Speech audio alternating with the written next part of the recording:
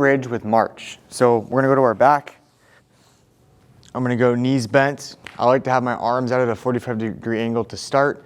That's an easier version. And what we're trying to do is we're trying to push our low back into the ground. That's gonna create a posterior pelvic tilt, or we're gonna tuck our hips under us. And then we're gonna keep our knees bent a little bit beyond 90. And I'm gonna drive my hips toward the ceiling. So this is my bridge part of the movement. And then with a march, I'm gonna come up, up, and then back to that bottom position. So when I'm doing that march, I'm doing my best to not let my hips, so when I'm up and I'm going through this march, when I go to pick up my right leg, I'm doing my best to not let my hip drop. So sometimes it's helpful to take your fingers and put them on the front of your hip bones here. So when you do the march, that your hip bone is not dropping away from your finger. It just gives you some sort of tactile cue.